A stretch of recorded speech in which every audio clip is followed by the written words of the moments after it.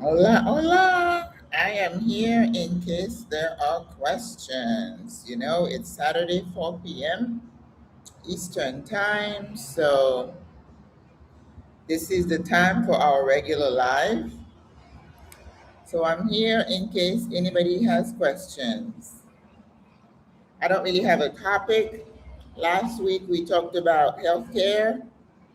So, maybe today I'll talk about building community, something that might be of interest to some people, even though it's not rocket science. It's just connecting, just like I did last night. We had an event and we can chat about that.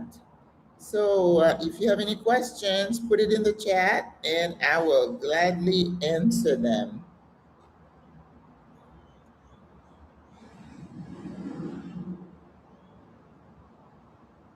Oh, okay. This says member only live stream. I didn't even know we had such a thing. Hola, everybody. Welcome. Last night we had Hola, Jennifer.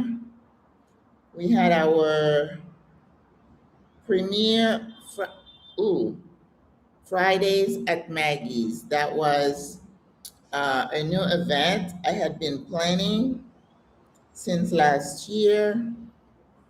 Just one day a month, last Friday of the month, where we get together, we play. Yesterday ended up being line dancing, not something I had planned for, but it was so much fun. And like I said, hola, Lacey. What it shows me is that I have two left feet. Oh my God. And, I can salsa, but to follow certain steps, I did horrible. It was so funny. It was like, keep cooking, Maggie. This is not your thing. And I'm like, okay.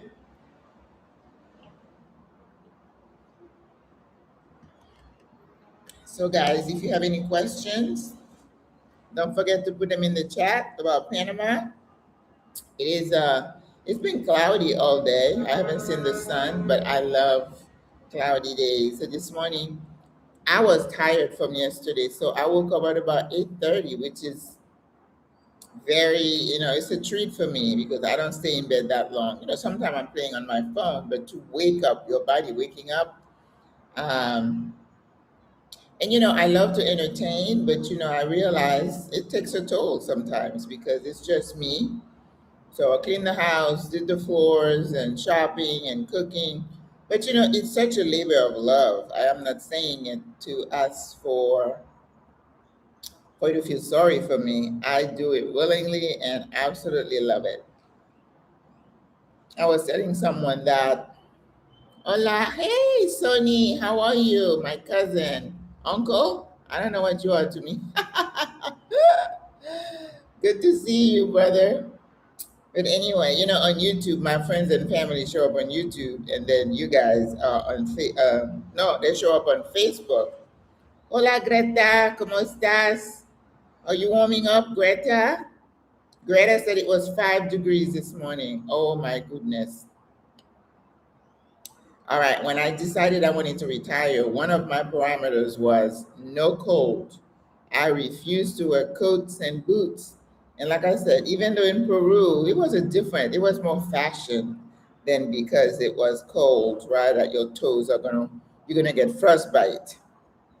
But anyway, it's cloudy here. Not much going on. We are ramming up for Carnival. Carnival is gonna be the second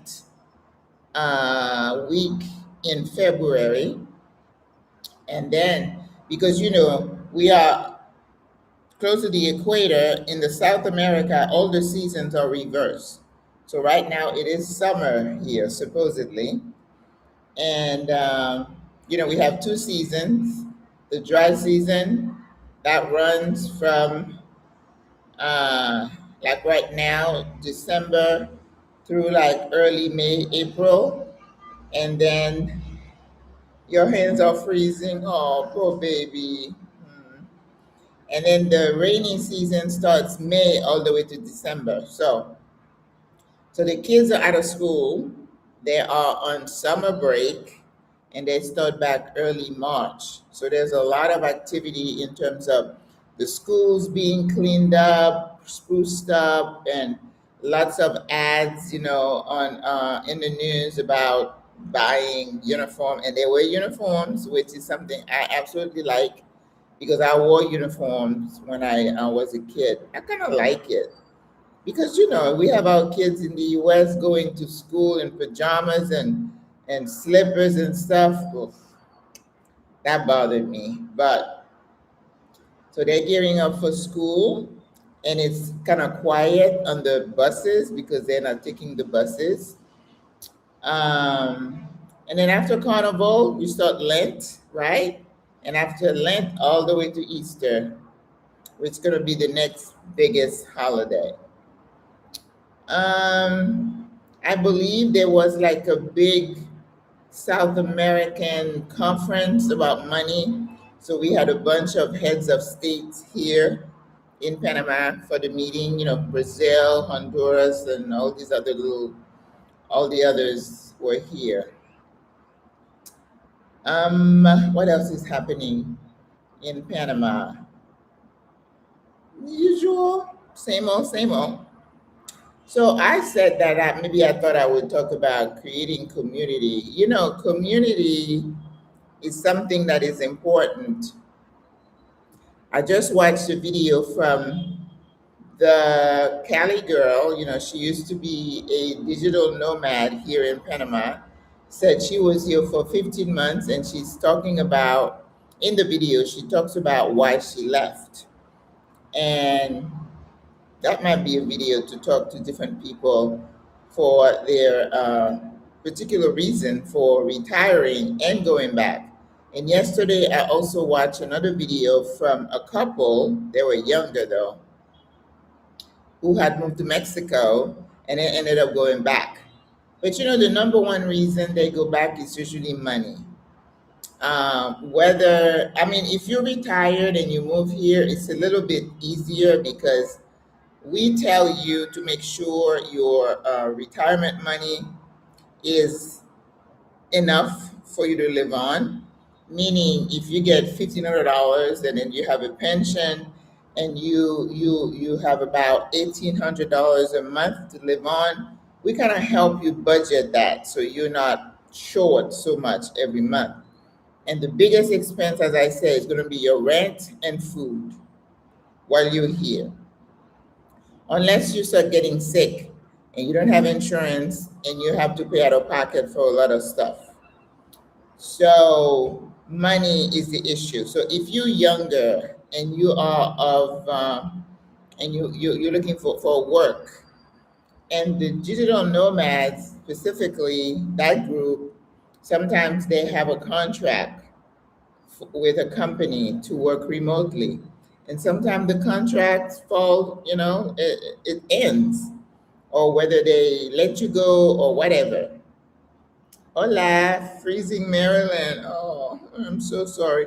My daughter is in DC. She has not complained to me, so I guess she's okay. So if you are depending on remote jobs, it is a risk, okay? So that's the number one reason. People not knowing how to, and even if you're retired, if you don't know how to manage your money, right? You're spending, spending, spending. You are spending money decorating your house. You're spending money going out to eat all the time. You're spending money traveling. You're not watching your coins. That might be a reason you run out of money. The number two reason people go back is because they're missing family, right? And that couple yesterday, they talked about they got a grandbaby. He's so cute. Grandparents want to hug and kiss their babies. Baby smell. You can get that from the phone, from the camera. So that could be a major pull. We have seen people build homes here, and then after the third grandbaby came and they said that they're missing out, they were like, I can't take it anymore. I got to go back. And so the third reason, main reason, is health status, health decline, declining health, right? So depending on how sick you get as you get older, or even not older, you could be a younger person. Hola, auntie. You could be an older person and still develop some kind of disease that needs to be taken care of, monitored, treated, and you feel that in the US is the best place for you to get the care you need. Another reason people move back, I don't know, we're talking about that, even though that's not what I meant to talk about. Sometimes it's family responsibilities. There was a couple that I read about, who decided to go back. I think they were in Colombia. They had moved there. They weren't old or retirement age. Maybe they had remote jobs. So they moved to Colombia. They bought a house, like a ranch. So they were living their dream of owning a little farm looking, you know, property. And they were happy, raising chickens, having a garden, and a thing. But then I think they said the wife's mother became really ill. And I don't care what anybody tells you, it's not easy to manage something like that from afar.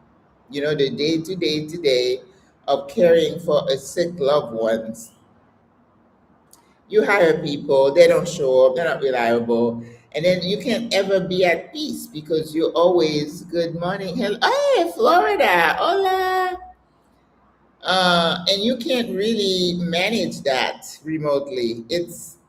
Like I said, people will tell you, oh, you can do this, you can do that. It's not the same. You can't rest. You're always worried about that person, and they have to call you for every little thing. So you might as well be over there, right? Because you have no peace. So, yeah, those are really tangible reasons people end up leaving. And this person, you're in Baltimore, this person said, well, everybody eventually returns back. All right. Oh, Florida, thank you. I don't know what I've done, but she said, great job. Gracias, amiga. No. Florida, her name is Florida, actually. It's not the state. She is a true inspiration. I think Florida was a bit older than I when we both started with the Peace Corps. And then she stayed. I chickened out. She stayed the whole 2 or 3 years and finished her term. So, hat off to you, sis. She's an, and then, she doesn't look a day older than 50 or 60. She's amazing. But I just watched another video. We always watching other people. This little lady just said she's 108. I'll see if I remember. She said, let me tell, I mean, she looks so good. Her mind is sharp. And she said, let me tell you what I've been eating to keep me this young. Black coffee, eggs, fermented food like kimchi and cabbage, sardines, fatty fish, salmon, would be one of those. But she said, I love sardines too. Sardine, red meat. She said, don't listen to the people telling you not to eat, if you have grass fed meat. And what else? She said her last berries. She said she has berries every day, fresh berries. It doesn't matter which what kind. And then she said the last one was pure cacao. She said she takes the cacao and mixes it with her coffee every morning. No sugar, no cream, she said. Black coffee. Well, I'd have to work on that. I have a hard time. Tina Marie, hey, how are you, darling? I know you miss us, but your doggy loves to be back, right? Aw. I miss you too, sis. You missed the party yesterday. I miss my sous chef. She was my sous chef at the last party. 108, Greta. And she said those are the things she eats every day that keeps her going.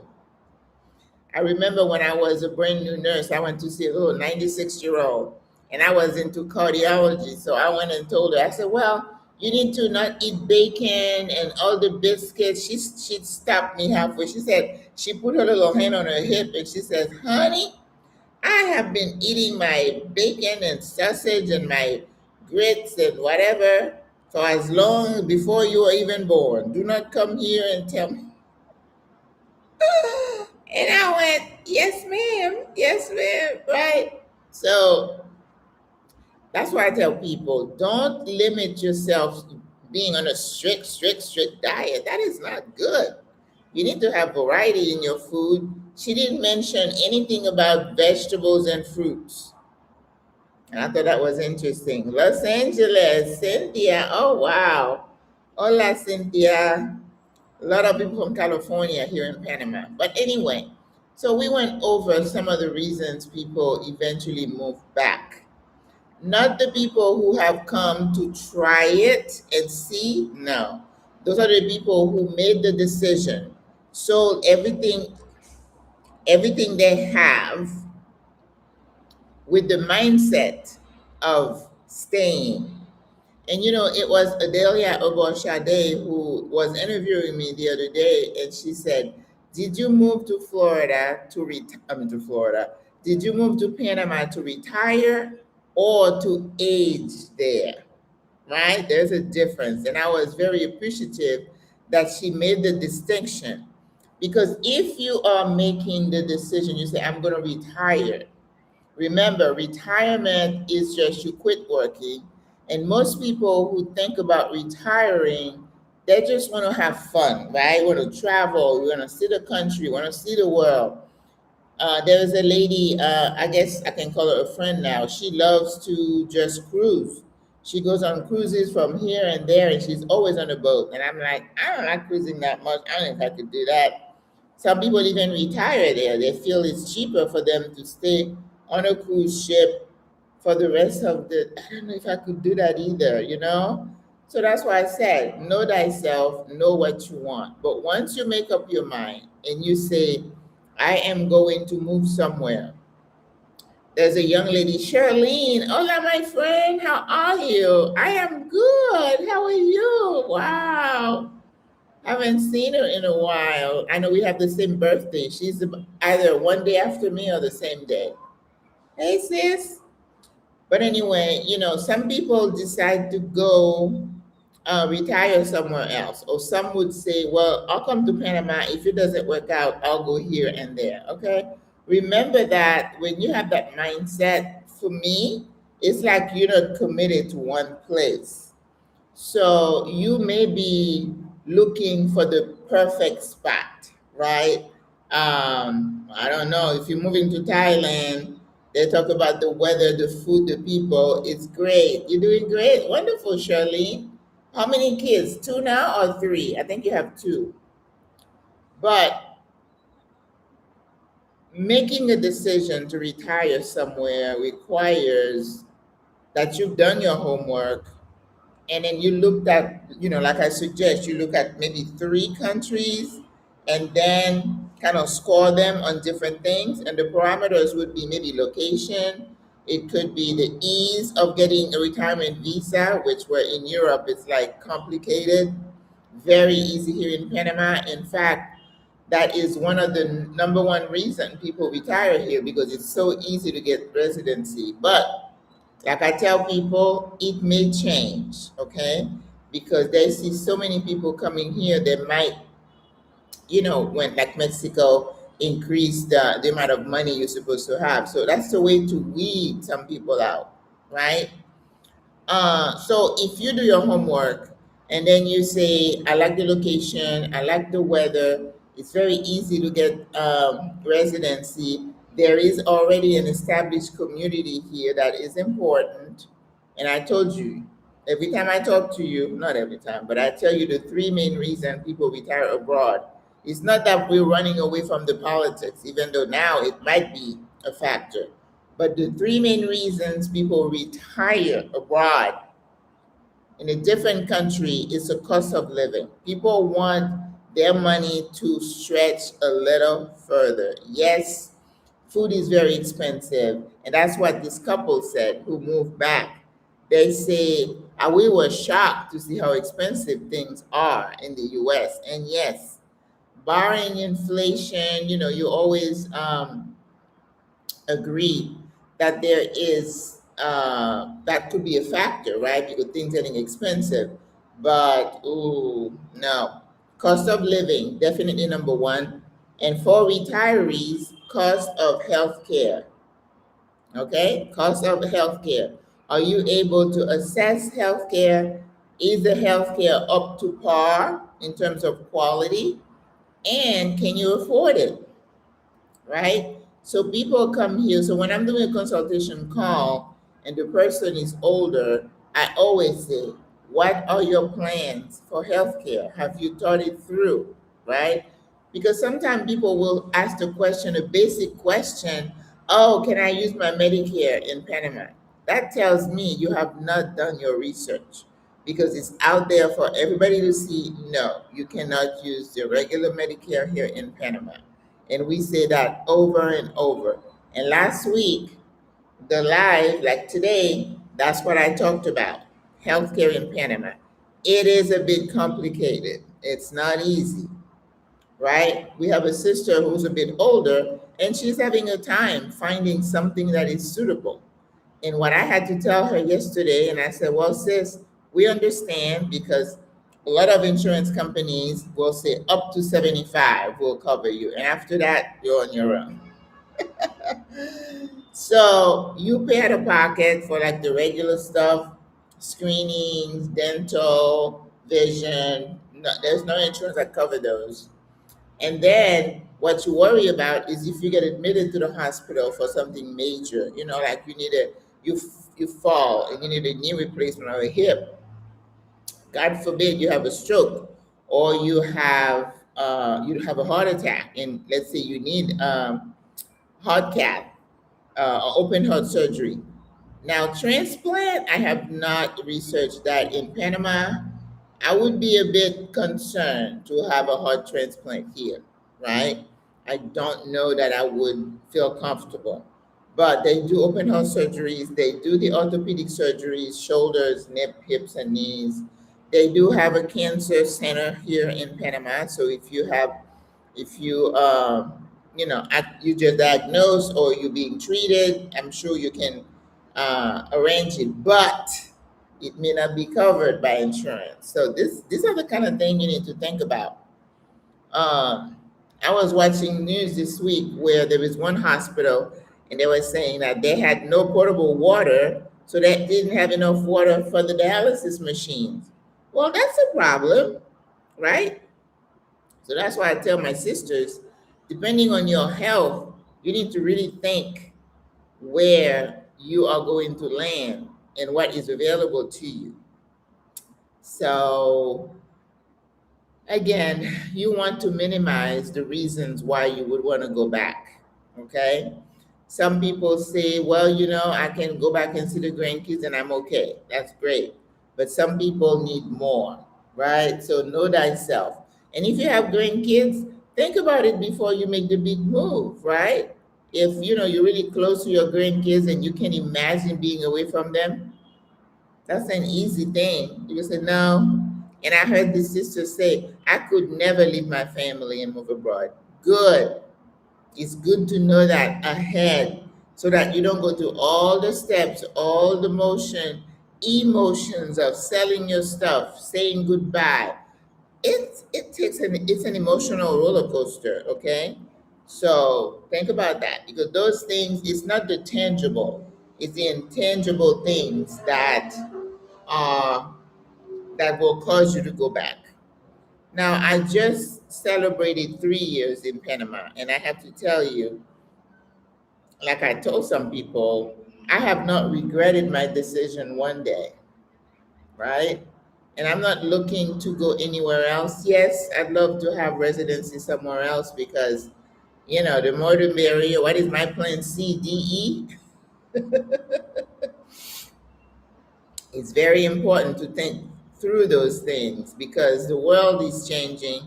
and things are moving around us. We never know. We're going to wake up one day and find we're in a different place. You don't know. So much uncertainty.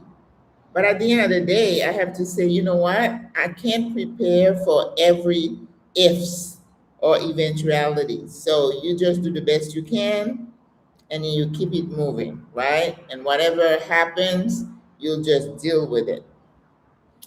So in the chat, they're just talking about how cold it is. But anyway, so I thought I would talk about community. Yesterday I had an event at my house in my apartment. I'm in an apartment, and I called it Fridays at Maggie's, meaning once a month, the very last Friday of the month, we're gonna get a gathering where we play, we dance, we eat, we just be together. That is building community, okay? Community, especially when you move to a place where you don't know anybody, right? My family and I, we moved from New York to Florida. We didn't know anybody. So we had to create community. And I find that in the US, joining a church for me, for our family, was one of the best ways to create community because you get to know people, they got your back, you got theirs, you get together, you together a lot, you learn each other, and if something happens to you, they're gonna say, "Oh, Sister Maggie has this. Can somebody go do?" You know what I'm saying? So they know who you are. The John Doe coming, crossing the ocean, and coming to a place like Panama could be a bit of a challenge, although it's not impossible. There is a sister who belonged to a particular church faith, and she was able to hook up with a church family even before she got here. So that's creating community. And then as you get here, and like I tell some people, before you even arrive, you start reaching out to people on Facebook groups, and you just say, "Hey, my name is Maggie. I'm going to be moving in 3 months. Do you mind if I add, you as a contact, and in case I have an emergency?" And most people will say yes. And you take their number, their WhatsApp, and when you get here, you reach out. "Oh, sis, I just arrived, 2 or 3 days ago. Maybe can we have coffee so you can kind of let me know, what I need to do, what I don't know, right?" So you got to take the first step, make the first step, reach out even before you arrive, and then so that you have some people that you can reach out, because that is important. Because a lot of people, when you get here, you will have questions, right? How do I get my telephone? Oh, I just, like this sister, she signed up for one company and it's been not working very well. She's got spotty internet. So it's like, who else do you use? What company do you use? You're always asking those questions as you are onboarding and transitioning, right? Because if you want to know how things work in a particular place, you ask the people who are living in that place. How did you handle this? Who's your dentist? Who's your doctor? Do you like him or her, and why? Right? So there is a group of women here. I think they call themselves Wow. Hey, Susan. Wow. Hola. So, that's how you ask for information. But I think the first thing is to start building community before you arrive. And then when you arrive, don't be shy and reach out and ask questions. So if you join a Facebook group, we have like expat groups, we have a buy sell group, we have real estate groups. If you're looking for an apartment, actually the best way to get it is to ask some people, do they have any vacancies in your building? Do you know that? What do you like about the building? Does it have like a backup? Oh, now I have to put some water because we're going to have a water shut off. We might. My building has a backup. But things like that. Who do you use for your internet? Who's your provider for your cell phone? What do you like about them? We also have what we call fixers here, people who kind of help you with the onboarding, like getting your driver's license and getting a bank account, They take you around to different neighborhoods and tell you the pluses and minuses. Those are local people who know their city, right? So it's the best people to tell you. So you have them as a contact, right? Make sure every time you meet somebody and say, "Do you mind? Can we share WhatsApp?" Right? That way you have that contact. You build in your community. If they are having an event and they invite you, go. Don't say, "Oh, I don't know them that well. I don't speak Spanish." Go, right? Being in the presence of locals is so important, right? So we try not to make a difference between us, foreigners, and the locals. If they want to be with you, you want the exchange. So go out of your way to reach out. And when you get to an event, you know how we do when we are in a business setting, you work that room. You go around, extend your hand. "Hi, I'm Maggie. I've been here 3 days. How are you doing? How do you like it?" You strike a conversation and you find something that you can relate to. You say, what do you enjoy doing? What do you like about Panama? What kind of tours have you done? What areas do you like the most and why? Right? Um, so it's important to do that. So reach out before you get here, and when you do get here, reach out, reach out, reach out. And if you reach out to certain groups, they're gonna have events. Always check the events page or tab. I started a Facebook page. I think I call it Panama Community Calendar, but it was becoming a lot for me to be posting events. So I do, but not as um, not, I don't want to say religiously, like on an ongoing basis. I'm not very compliant, faithful. I don't know how to say that, but because I have the two Facebook pages and a YouTube page. Listen, I have a lot to do, so I try not to put more stuff on my calendar. But now I have the Fridays at Maggie's, one more thing on my calendar, and that involves cooking. So this morning I woke up and I was kind of sore because I was up standing on my feet all day yesterday. But the party went really well, and I feel good about that. So finding people, and the thing is, as you're building community, you're gonna meet some people, you're gonna jive with them, and some other ones you're gonna say, because you are a really good judge of character, and I am. And I do believe in vibes, right? When I first meet someone and I would say, right? So you don't cut that person off right away. You go meet them again until they really show you that you guys are on opposite end of the spectrum, right? Because if you have someone who, for example, I don't like to talk politics, but if somebody, every time we get together, that's all they want to talk about, I'm not going to be hanging out with you. No, it's like, I don't want to talk about that. It's wasted oxygen. I'm not doing it. Or you meet someone and all they talk about is, oh, what they're going to eat. They talk about their house, talk about clothing and jewelry. People like that bored me to death, right? Because I'm not interested in stuff like that. So if you don't have anything in common with someone, so as you start meeting people, it doesn't mean that you're gonna be building each one of them. Some we meet and you're like, oh, over here. And other ones, so it could be after 5, you find one. So understand that, okay? It's important. I took a Panama relocation tour last year, and the tour group created a WhatsApp group that's, yes. I think they also get together every so often, right? But again, are those really deep relationships? Okay. So just like I said, you keep meeting more and more people, and you'll find a few that you might connect with on a deeper level. Now, in my SWRA group, I am trying to get the ladies to really get deeper. So we've created what we call smaller clusters of four, five, six that are going to be really, hopefully, get closer to each other, right?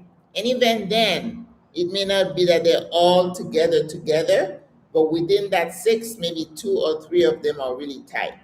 It doesn't matter to me how they get tight, but tight to the point that if that sister, one sister, needs something, we have to say we are your support system, because that is what SWA is. Single women retiring abroad, meaning that we are retired together and we watch out for each other. But going a little bit higher, if you get into trouble, and pretty much it's not financial now, don't go do anything illegal and expect that we're going to bail you out. That's not what I'm saying. But let's say if you need something, you need someone to take you to the doctor, you went to the hospital, and you need someone to sit with you. Yes, we are going to be there with you. I am trying very hard as a nurse not to act as a nurse here, because I'm not licensed, I'm not practicing nursing. I befriended a Panamanian nurse, and she is telling me and teaching me how the system works here, which is very different from what I'm used to. So my job with SWA is to find out how the system works, how we can support each other. Because remember, when I moved here, creating community, creating SWA are things that I'm hoping will benefit me as I age, right? We met two sisters here. One's been here 18 years, one's been here 17 years. So I look up to those folks, and I ask, how do you handle if you get sick? What if you got really ill? What is your plan, right? You have to have a plan. And so we're still talking about emergency management, how to put your information in a visible place, getting your doctor's information. If they find you in the street, to know who you are, have that information on that keychain. So those things are practical. But if you meet someone who is not of the same mindset, right? And all they want to do is party, party, party, party. For me, this is someone I'm going to sit over here. Maybe once in a while, if she said, "Oh, let's have coffee," yeah, I don't mind doing that. But that is not my person. That is not the person I'm trying to build community with, so that if I were to get in trouble, that I don't mind calling you and I know you got my back. This is the kind of community that you need to build. So it takes time. You have to reach out to people. When you go somewhere, extend your hand, start talking to them. I was looking at the room yesterday when we had older sisters. I don't know, we had like 18, 20. And then if I saw a sister standing by herself, I went over, put my arms around her and say, "Hey, what's up?" And I try to put her with somebody else. Because the idea when you go to an event is to meet people and see if you can find one or two that you can vibe with. Okay? So every single encounter should be intentional, with the idea that, do I have anything in common with this person? Right? Do I like her? What is the vibe? I don't know about you. As a nurse, I can vibe people easy. If my gut tells me, proceed with caution, I listen now. Years ago, I would say, "Oh, well, maybe not. Let me," because usually when I go back further, I can always go back to my original vibe and say, "You know what? I wish I had listened." PJ Thomas from Saratoga. Oh, that's cold too there, right? I feel so bad for you guys. I don't know what the weather is here, but it must be like, what, 84? So it's perfect. And I'm able to sit here on the balcony. Usually, if it's really hot, I can't. And you see, I haven't even fanned myself once, so that means it's pretty comfortable. So building community is not as easy as it may sound. I don't know why it would sound easy. It's not. And that could be a reason too that some people end up leaving, because if you just planted in a very different environment, yes, you just dropped into a place by choice because you chose to be. I see the people who come and they say, "Oh, I made friends. I befriended this person before I got here." And once they get here and they got closer, those people are pretty on solid footing, right? That means they'll do okay. But you have people who are what I call socially awkward, right? They just don't feel comfortable in public setting, and they would not go to someone and extend their hands and say, "Hey, I'm Maggie." You're gonna struggle, sis. You're gonna struggle because sometimes I'm smelling something. I don't know what it is. I don't have anything, no stove or anything on in my house.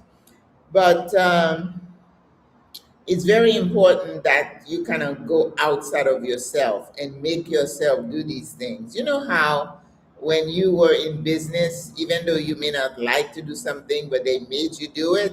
Yes, that is important that you get out of your comfort zone. Some people are just so effervescent and they're true extroverts and they haven't met a stranger. That doesn't mean they're going to be successful because those people usually tend to be very superficial in terms of when they meet people. But when you are thoughtful and intentional about the people you meet, right? So when you meet people, you have to say, "Hey, I'm on a mission. I want to see if I can connect with this person. I want to see if we have anything in common," right? And like I said, if they're talking about one thing and then you're on the opposite side, keep moving. Keep trying, keep searching, keep trying to connect. And the other thing you need to do is if they invite you to events, you need to go, right? Well, I'll tell you one experience I had when I first got here. I had just landed on my last trip that says, I don't know what I'm smelling. I have no gas here, but there was an event that was posted on a Facebook page. And I arrived today, it was the next day. And I jumped on an Uber and I went to the place. Now, I knew the name and the face of the woman who was in charge. So when I got there, it was busy. I mean, people were talking, and everybody kind of knew each other. You didn't know kid on the block, and this is why it might be very uncomfortable for some people. But I was like, "Hey, how are you? I'm Maggie. Just got here. Beautiful event. Wow, how often you guys meet? Trying to make contact, right?" And then at the corner of my eye, I see the host, over there. So I'm making my way to go to her to say, "Hey, I'm Maggie. Thank you for the invite, blah, blah, blah." And then I could see her walking towards me. And let me tell you, the look in that lady's eyes, she was, kind of measuring me up and down as she was walking toward me. Well, I don't know about you, but it was like an uh-oh. That look was not inviting. It was not welcoming. It was, "Let me see if you're worthy to be here in my group." So I did continue. I extended my hand and I said, "I'm Maggie, thank you for the invite." And she probably didn't say two words to me and she walked and kept going. Now, how do you think I felt? I felt unwelcome. I thought she was rude. You don't look somebody up and down like this, like you're trying to check me. I hated it, right? And she never really made, how if I'm having an event, like I said yesterday, I saw a sister standing and I went to her and I'm like, "Oh, you're standing by yourself, or you're having fun, or you're enjoying it." And she was hugging me afterwards because she may have felt uncomfortable, but as the host, it was my job to embrace her, to make her feel comfortable. I didn't get that with that lady. And I can tell you, I did not leave the group, but by reading some of her posts, I was like, no. It was a quick no for me. And because I listened to my gut that very first time, because that first interaction was so negative, And if somebody is exuding a certain thing, just see it for what it is. What I used to do before, I would make excuses for people's behavior.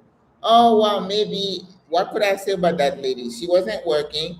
It was a very social event, so there was no reason for her to look at me up and down, with that disdainful look in her eye, trying to diminish me, but I'm not that diminishable, right? So I just kind of took her at a word for who she was. And to this day, it's like over there. I don't have time for people like that. People who would size you up and down and make up their mind whether you're worthy to be in their circle or not. I don't need to be in your circle. I really don't. And this is another lesson that, even though I'm older, I'm still learning that you don't need everybody to be in your circle. Your circle can be small and it's okay. You get to choose who you allow in your space, right? That's why I tell people if I invite you inside my home, that's because I have respect for you and I feel that I'll allow you in. But your home is your castle, it's your private place.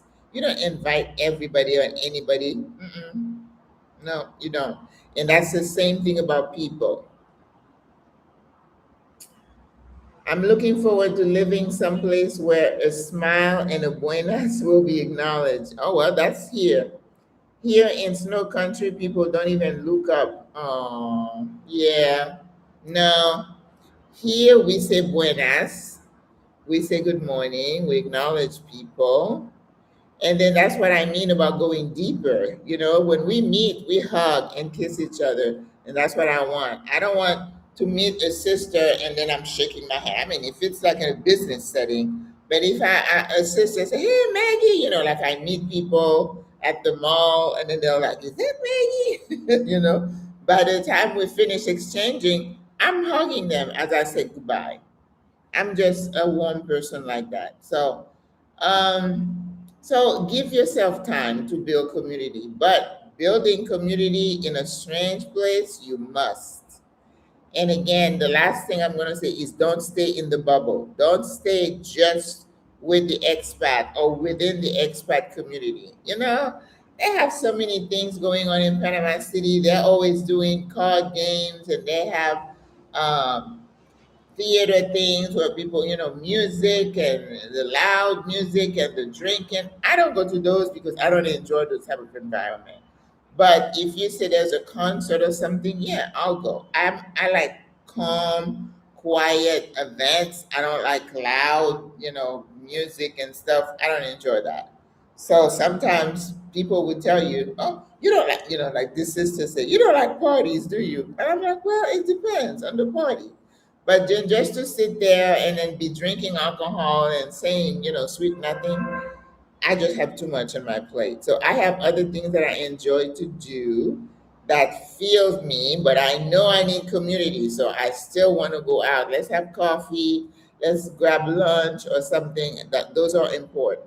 So that community buildup is ongoing. Ongoing. All right, ladies, and that's pretty much all I wanted to say about building community because when you are abroad, the loneliness sometimes will hit you. It's always like surprising sometimes that you kind of wake up. And to me, right now, I think it's everything that's happening around us in the news and all that. If you're not careful, it really will dampen your spirit and you're going to get down in this this funky area that you don't want to be in. So you have to fight. This is the time for you to go call a sister, say, let's go for a walk, let's go to this event, that event. Me, personally, I love to go to cultural events, things that are truly Panamanians. Like I went to the Pollera Festival. I drove 4 hours on a bus to get there, even though a lot of these buses been having accidents, but I'm like, if it's my turn, it's my turn, right? I'm not going to be a hermit because I'm afraid I'm going to get caught up. No. But I love to go to cultural events so I can learn more about the country, the people, their customs. Yeah. And they're usually very kind when they say, you're enjoying their events. Yes.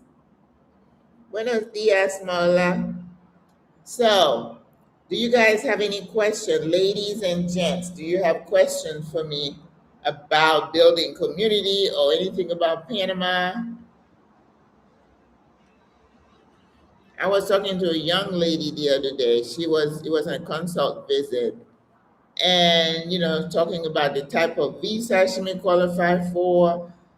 And I tell people, and I'm not the only one who says that Panama traditionally has been attractive to retirees, right? And even though you only need to show $1,000 worth of regular income, that's not what you need to live on. For the people who tell you you can live here on $1,000 a month, I guess you can if you move outside the city and then you're living really, really frugally, right? Um, because I tell you to save some money on the side for health, for medical expenses, transportation. If you are in a place where they have no buses, you're gonna have to hire a driver, and they get expensive because supply and demand.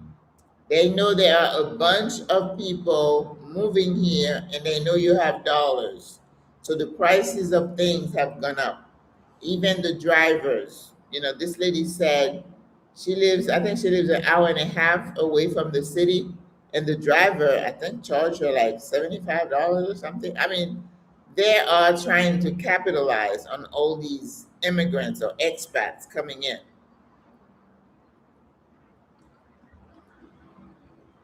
So if you want to hire a driver, you're going to pay them, right? And this lady that I interviewed, she's in Indonesia and she also has a driver. And she said she sets up one day, maybe one day per month or once every 2 weeks, and to do multiple things, right? So you can hire the person for a block of time to do multiple outings. That one, it's affordable and it makes sense. But if every time you want to go somewhere, you're calling the driver, it's going to add up. If you don't have access to the metro or to buses. And some areas within the city, like San Francisco, do not have metro access. So you rely on buses, and the buses usually are busy and full. And if, even Uber is getting more expensive here. You used to be able to go somewhere for $2.50, $3. Now it's 5, 6, 7. We even been quoted like $15 if it's like on a weekend to go somewhere, which is unheard of. So things are getting more expensive. That is true.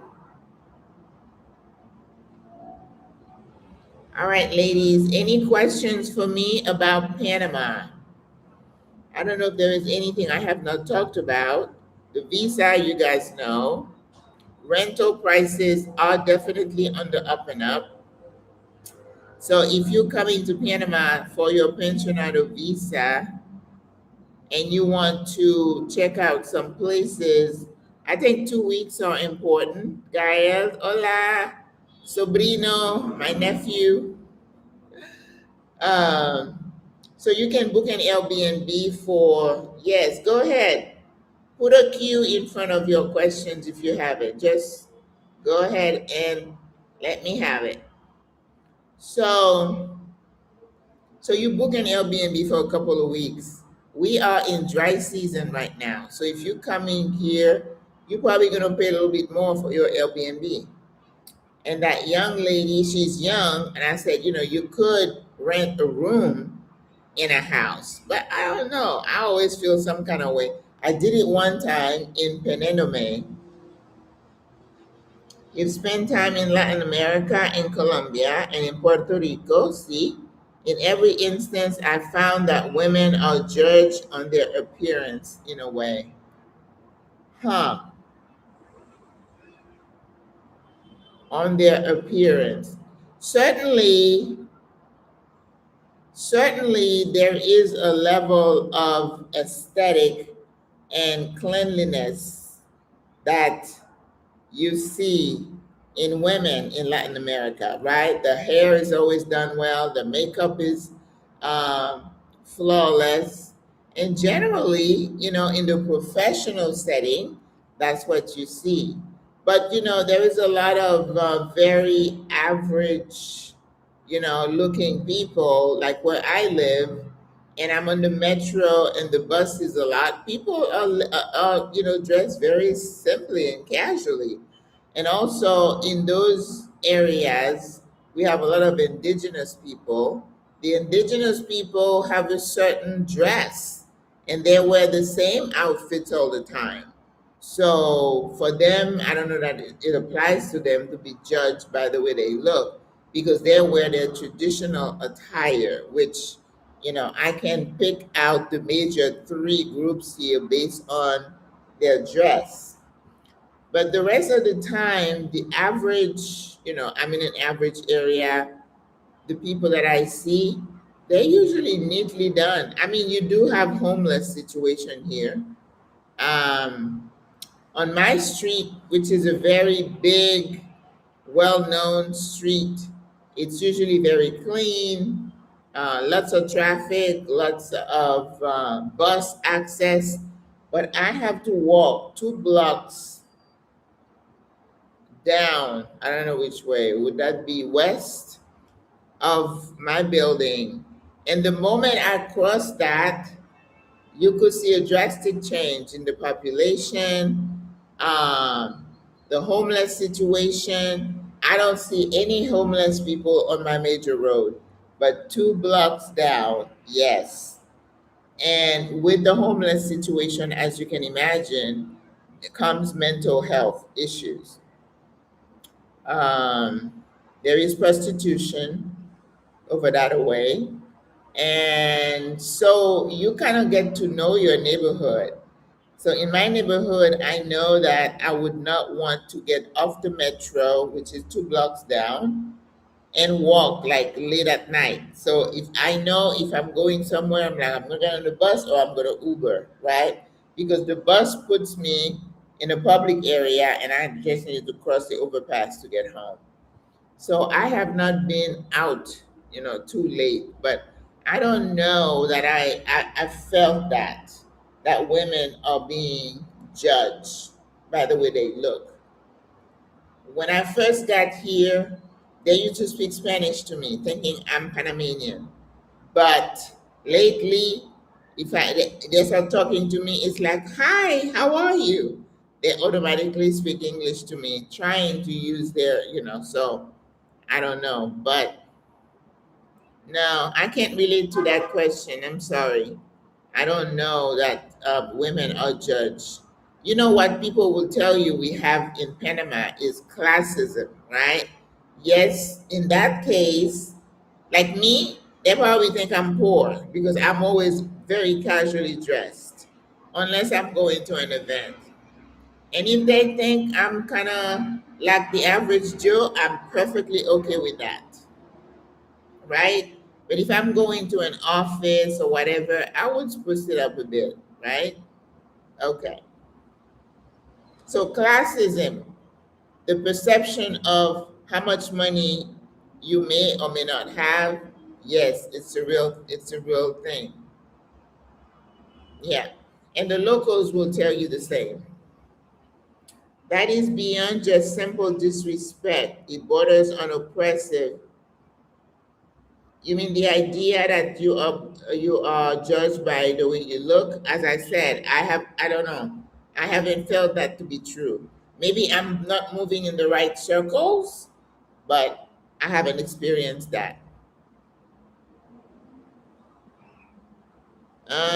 Is there any extra benefit to applying for the pensionado visa if I can prove that my late mother was Panamanian? Yes. Definitely, if you have a maternal or paternal connection, I would say talk to. You can even get residency based on that. I mean, not residency. What do they call that? When you become a citizen, citizenship. You can even get citizenship based on that. But I think you have to show, you have to have her like birth certificate translated, in Spanish. Yes. So definitely I would talk to an attorney about that because that is a sure pathway to residency and citizenship. And I am seeing a lot more Panamanians, people with Panamanian origin returning back to Panama, usually after retirement. Teachers and people who've been in the service or whatever. Yep, they're coming back. A death certificate. I think what they would want to see is that's her origin, that she was Panamanian. I don't know that the death certificate would show that. But you know what? I always tell people, I'm not an attorney. Those are specific questions you want to ask an attorney. And if you want, a couple of names of attorneys, just send me an email. I'm putting my email in the chat and then I'll send them to you. I just don't like to put people's information in a chat like that.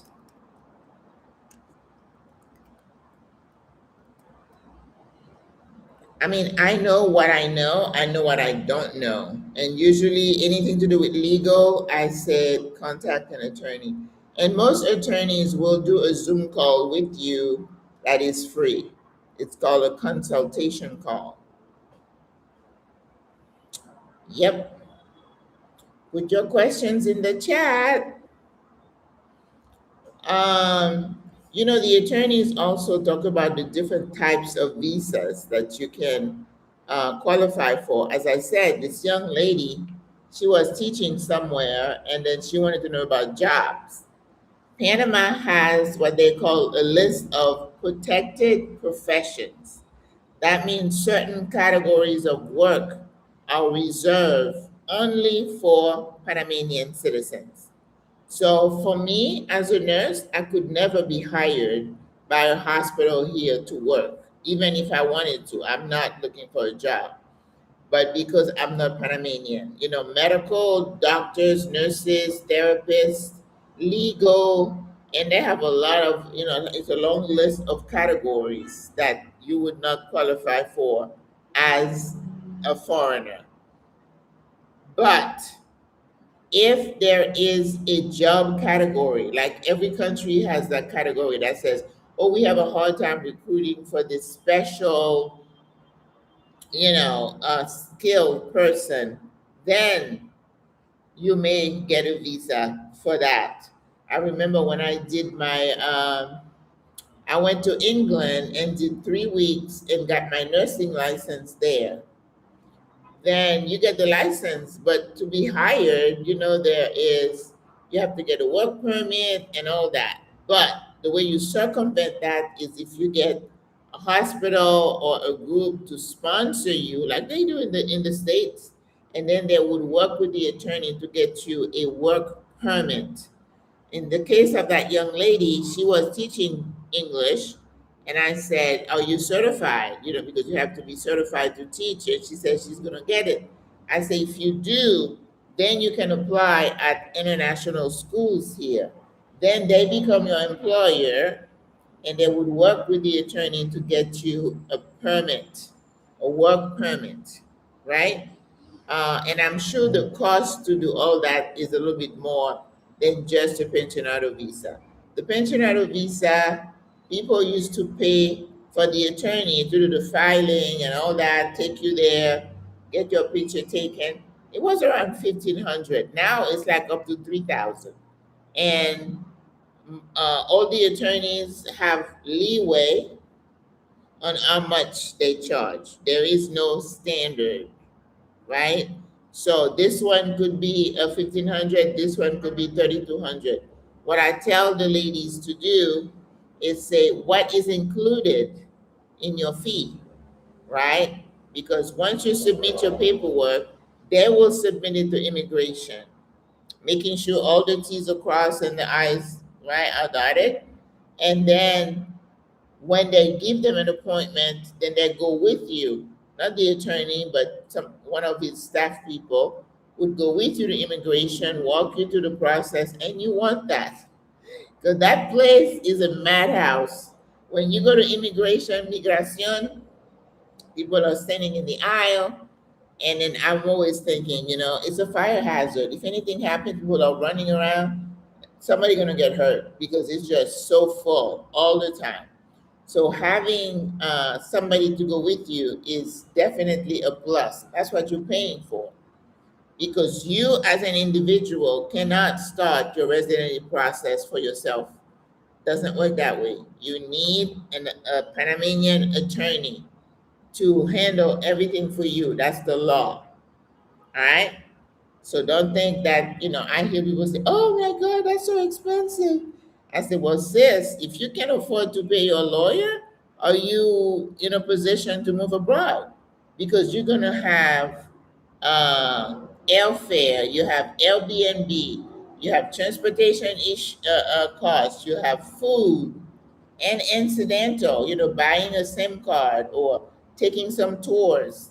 You got to have a little bit of money to move abroad. Otherwise, if it's that tight, you got to ask yourself a question: am I ready for this?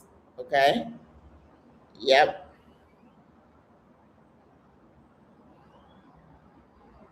Let's see. Cultural question. Yeah, we answered that.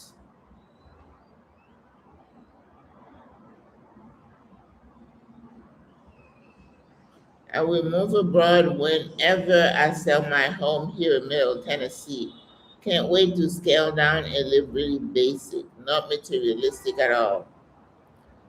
Yeah, I've read a couple of different takes on selling your home in the States. You know how your home is really, in many cases, your main asset or your only asset, right? So if something were to hit the fan, right, and you have to leave here, if they said, "Oh, you're no longer welcome here. We're not admitting any foreigners into our country, and you have to go away." Well, where would you go? I think about that. My house hasn't sold either. But even if they were to kick me out now, I couldn't even get into my home. There's somebody else renting it and they have rights, right? So you got to think about that. Some people say just leave your house there as a tangible base, right? And don't, uh, you don't buy here either, because some people come here and buy. I met a sister yesterday. She said she's buying a home and it's being renovated. And I'm like, oh, okay. You know, some people choose to buy. I had someone ask me the question. She's like, why do you discourage people not to buy? Isn't that money wasted? Well, I said, that response really applies to people in my age group, 60s, 70s, 80s. So if you had $300,000 sitting somewhere and you're not independently wealthy, would you just take that money and buy a place here instead of renting, putting that money invested, let it gain a few coins, right? So it's something you have to really think about. Yep. So now my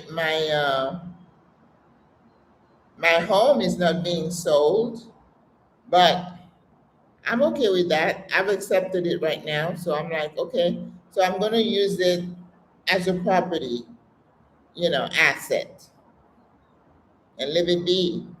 And I was saying, until the market corrects itself. And this sister said, oh, I'm sorry to tell you, it's going to be a while. Yes. Oh my gosh.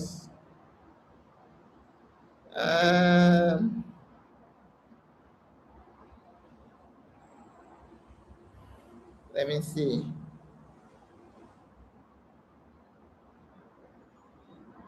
Yeah, I think I answered that about selling your home.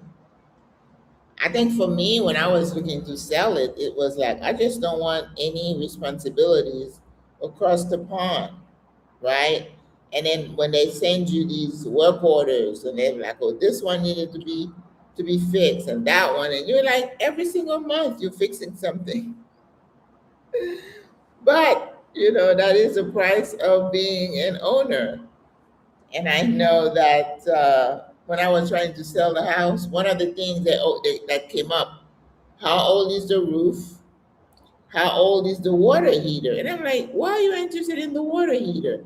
Apparently, it kind of ages the home depending on how old they are and how frequently you had to change those things, right? All right. Any further questions? It's been an hour and 10 minutes.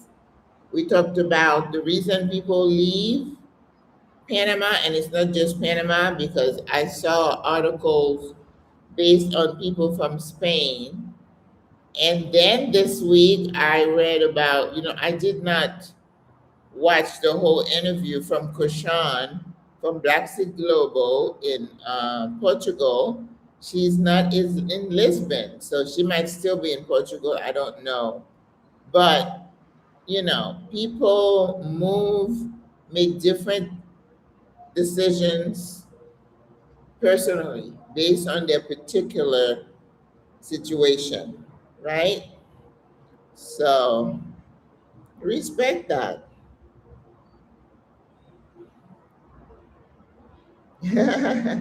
Did you sell it though? I thought that selling my home was going to be traumatic. It was liberating. Have you sold it? Then you're lucky because that market is not looking good right now. So if you are able to sell, because to wait, I missed my threshold, and to wait for the next cycle, I don't know how long it's gonna be. Christian, oh, so she's still in Portugal. Okay, okay.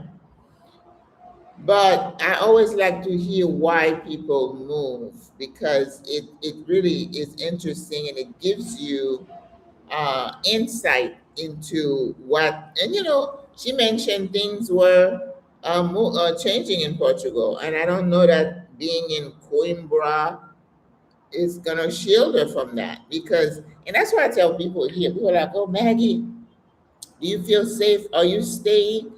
I said, I feel as safe as I can be. I feel safer here than I would be over there. So I'm staying here. Whatever happens, happens. Not my decision, not in my hand. So that's liberating for me. I am not responsible for anything like that. So, no, I'm not. But when people say, when the place doesn't feel right anymore, it's time to move. I got nothing to say about that. It is your decision, your life. You do you. You do what's good for you. So you don't need anybody's approval to move from one place to another. If I were to say, oh, the city is just too noisy, I'm going to Boquete. I'm like, good luck, sis. I don't need to have an opinion. Everybody makes their own decisions based on what they are looking for. As long as you do your homework and you're like, you know what? I think the cooler temperature outweighs all the benefits in the city. And I'm going to say, okay, very good, sis. All right. So everybody makes their own decision for themselves and you just let it go. And don't listen to the naysayers. They don't pay your bills. They don't have anything to say to you. Japón. Oh, wow. Hola, ¿cómo estás? Now, Japan is a place I would like to visit. Now, I said to myself, I don't want to be on a plane for 32 hours. We have three sisters now. Yesterday, they were on their way to Thailand. And I'm like, oh, that is a long flight. So currency fluctuation is not a concern in Panama. I don't think so, but we still have inflation, right? Yes, things definitely are expensive. When I go to the fish market, I'm paying more per pound. Where you used to. There's a sister who posted the other day. She bought 30 eggs, three pineapples, maybe a couple of mangoes, and other thing, and she said it was $10.20. And I'm like, wow, that is amazing, right? So we each need to find ourselves, little niches like that where we can save money. Super important. Yep. Okay. Any other questions? So in Panama we use the US dollar and they use all our bills, dollar. I haven't seen the $2, 5, 10, 20. But what you would be cautioned not to do is to come here with large $100 bills. Panama has a history of money laundering coming in and out of the country, so they're very careful. When you bring a whole lot of cash, you're going to raise flags. Okay? So make sure you don't bring like big $100 bill like you. You're doing this. They might detain you for questioning, right? Um, People also ask if they have trouble at the airport. None of the ladies who've gone and back have had issues. So it's funny. My daughter is headed to Tokyo as we speak. Oh, wow. 3 weeks in Japan for their honeymoon. Wow. Yes. Now, see, this is probably going to be my last cross or transatlantic trip. I want to do an Asian tour where I go to China, want to Vietnam. Um, where else would I want to go?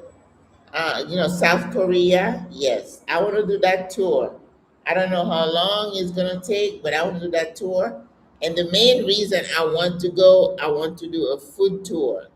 I want to get into an Asian kitchen, and I want them to teach me how to make dumplings, and stuff like that. So, and you might say, well, Maggie, you can do those online through YouTube. It's not the same thing, to go to Japan and listen to the history of the tea, all the teas that they drink there, because it's very formal, it's very uh, kind of reserved, peaceful thing, listening for the ancestors, I guess. Ah, yes, Japan is lovely, and the food is so clean and fresh. Yes, and I want to learn. I watch. There's a channel that does a presentation. Is it in the evening of Saturday? I don't remember if it's Sunday or Saturday, but they really go out of their way to search to see them making sushi and how calm and serene everything is. Yes. Singapore. Yeah, Singapore is one of them. I think of Singapore like I do Dubai. Kind of fake, I guess. That's my impression. Not anything against the country. But I look at Dubai and I'm like, fake snow ring, and because it's like a city built inside a desert. I'm like, I don't know. I like to be on the ground. Oh, the yen is very weak. Then you can get a lot for your money. Do you know where you would go in Panama to get info about your ancestry? You mean Panamanian ancestry? There is an office called Tribunal, which is where people get their birth certificate, licenses, etc., I would reach out to them, right? Tribunal. And when you go there, they always have like somebody in the front, but you have to have somebody to talk with you if you don't speak Spanish. And the fixers can do that with you. Whatever appointment you need to go, you want them to translate, they'll go with you. So maybe he would be able to give you some pointers as to where you go to make that connection. Yes. Tribunal, which is kind of closer to police station in police department in Panama City. All right. Would love to learn about tea making. Yes. Can you imagine going to Japan, going into those beautiful gardens, and then learning about tea at the feet of a master? I would absolutely love that because I love tea so much. Quick question. What would you say is the most cosmopolitan city in Panama? I'm a city kid planning a look-see to Panama within the next few months. Of course, Panama City. No other city in the country rivals Panama for multi-ethnicity, variety in food, entertainment, tours. Yes. Here in the city, you see people of all shades and color. Now, you go to certain communities, they might be heavy Afro-Panamanian, like Colon, or they might be like when I went to Chitre in the middle of the country, it was really Spanish. I saw a lot of Spanish people. You go to Boquete, you're gonna see the indigenous mixing with a high number of white expats. So that is Boquete, and the same in El Valle de Anton. So if you want any type of entertainment and mixed cultures and stuff, it's the city, bar none. Ujú.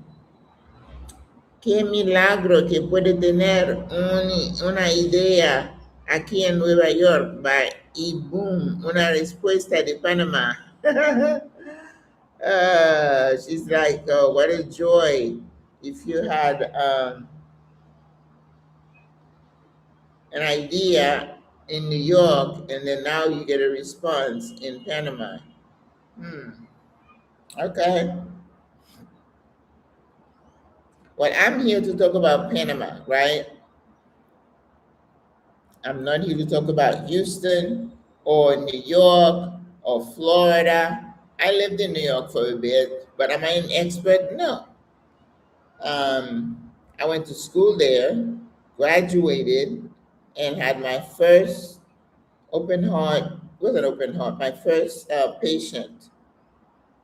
So I am, I was New York based. I went to school there, graduated, and then ended up in Florida. So, la tecnología moderna, sí. But that's what these lives are all about. Because I tell people, if you want to find out about a country, any nuances, what life is all about, ask a local.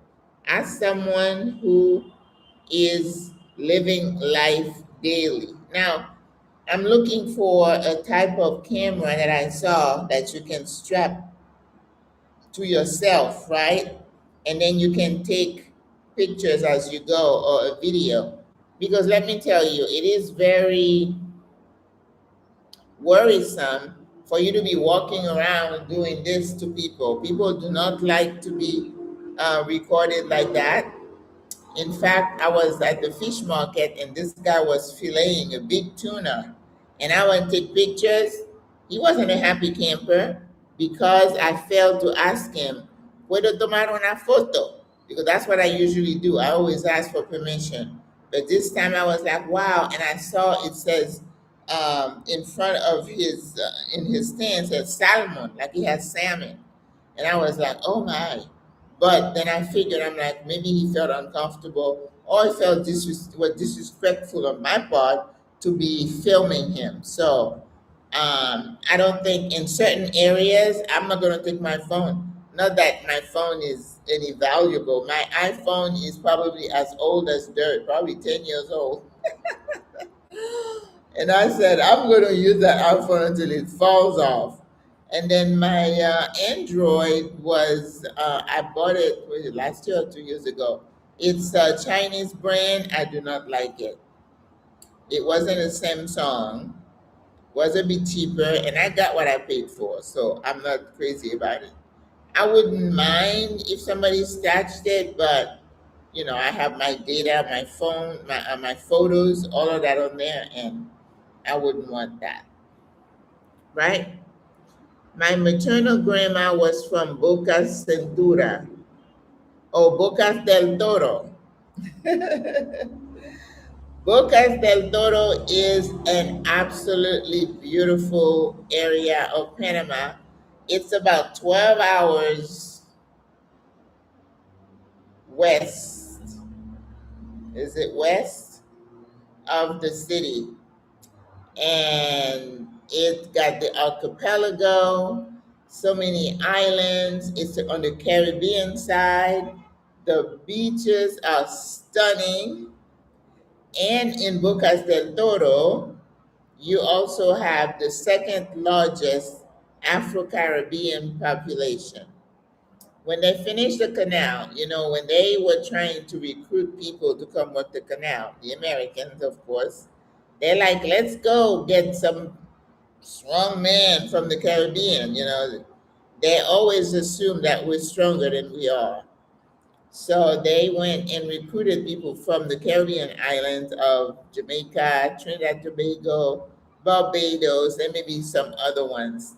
When the canal was finished, most of the folks from Jamaica, stayed in Cologne. So that's where you're going to have the largest number of Afro-Panamanian. But let me tell you, they're just gorgeous. The skin complexion can be a bit dark. The skin is flawless. And the hair, they don't have a lot of people with kinky hair like myself. The hair is textured.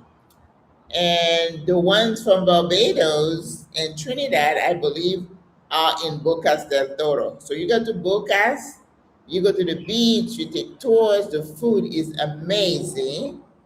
And when we have events here, like for the carnival, people come and walk in the parade from the different parts of the country.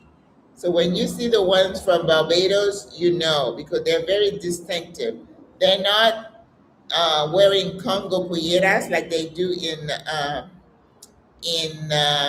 Cologne, but their dress is very unique with a lot of lighter colors.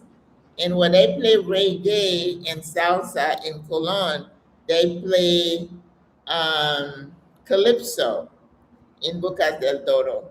And we have a sister here who retired from being a teacher in the Carolinas, but she is Panamanian. Her family is from Bocas. Yep. I think one should be sure to open several checking accounts and set up various ways to transfer cash before you leave the USA. Several accounts? I learned the hard way that banks can go crazy. Absolutely. Moving money internationally is risky and it's expensive because to do an ACH transfer from your bank to a bank here, I think it's like $55 per transfer. But we find ways around it that we don't do that. Some people get the Charles Schwab card so they can recoup their ATM fees. I know a sister who's been here months and she's like, I don't have a bank account here. And I'm like, how do you manage? She said, I go to the ATM and take money out to pay for my rent. That would be too much for me. We have a bank here where we can use our ATM card. That's what a lot of us do. And it's a lot cheaper. It's not $55 per transaction. So I don't know that I would recommend with a multiple. I have enough time keeping up with mine with one. And again, I was, usually when I'm working on the computer, I was sending stuff back to I had the Spanish classes this morning. And this guy, it looks like an AI bot, right? And it's like boat or bot. I don't know how you say it. But he was talking about all the IRS changes coming for seniors and immigrants and all that. And I was like, what is she talking about? So you have to be careful when you see something pop up on your screen or in your email, so you're not quick to double click and open. A lot of people have gotten hacked that way. When somebody sends you an email, if I wasn't expecting it, trust me, I'm not opening it. It's like delete, delete, delete. Yep, I don't play around with stuff like that. That's fantastic. My grandpa came from Cuba to help also with the canal. Yes, yes. I think I would definitely go to tribunal and see if you can retrieve, some information that way, or ask the attorney. Remember, whenever you want specific information about things, ask the attorney. If you're doing ancestry DNA, you have the two or three companies in the States. I did two or one.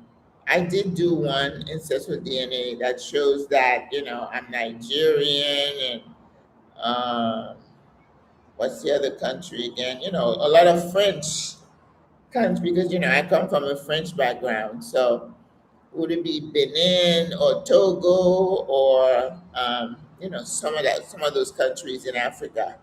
And I know in Nigeria, which is also in West Africa, I'm Yoruba, not what's the other one? Gibo, Igbo, Igbo. I'm not Igbo. I'm the other one. Hola, Patsy. Gracias, Maggie. Tengo que ir, pero aprecio a la orden. Nos vemos. Okay. I have to make coffee to my wife who is waking up. What? Gotta go. Adios. Adios. All right, ladies and gents, hour and a half. Are there any other questions before I log off? Hola, friends. It was so good to see you all. Ah, you say I'm still here, still in Panama, enjoying it. I like being here. Look at the weather is nice, so I just feel like just sitting here, bringing something to eat. I haven't cooked anything today. I cooked two pots of soup yesterday, and I made sure most everybody left with a little cup, so I didn't leave any extra for me, which is okay. But tomorrow for the live, I'm gonna use what I have. I have the tuna, which I love. I'm gonna poach that tuna, and I have arugula, so we're gonna have some kind of salad, right, to keep it light. And I know it's cold and freezing for my beautiful friends over there. I made soup yesterday. I wish I could send you some. I do, to warm you up. I'm so sorry.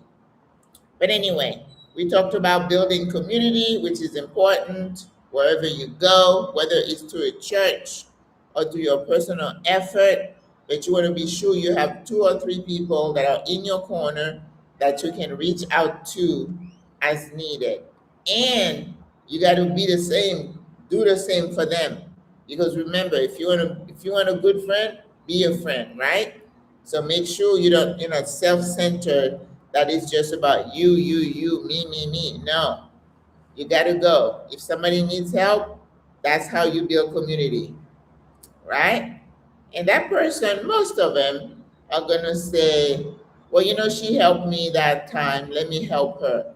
But you're going to have those that you help a lot who won't even lift a finger to help you.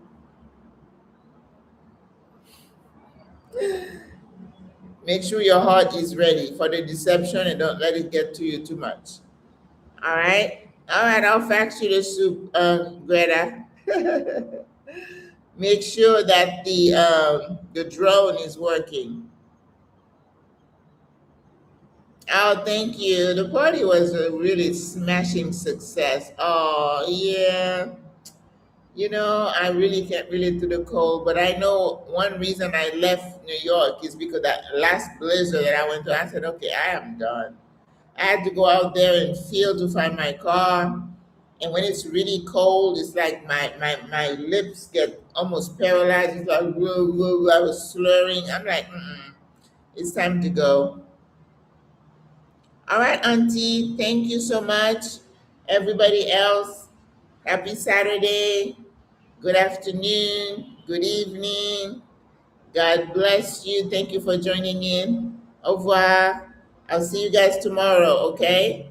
So I'm going to keep resting. I haven't cleaned up after myself since yesterday. I'm just resting. All right? Au revoir. Bye, guys. Don't forget to hit the button, the like button.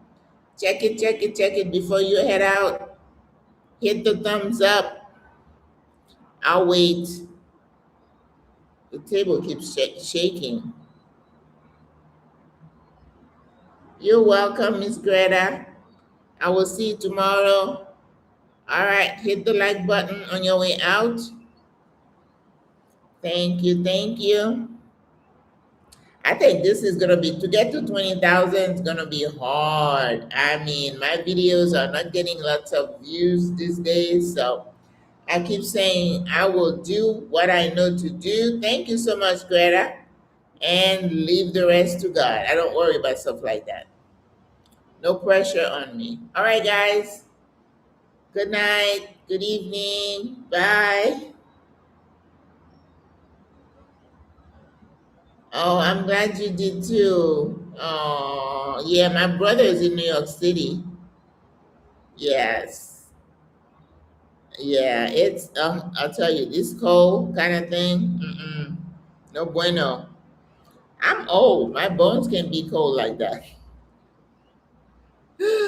And that's why I'm in Panama. I said, I am not going in. I have to wear a coat and boots and no bueno. Bye. Thank you for the likes.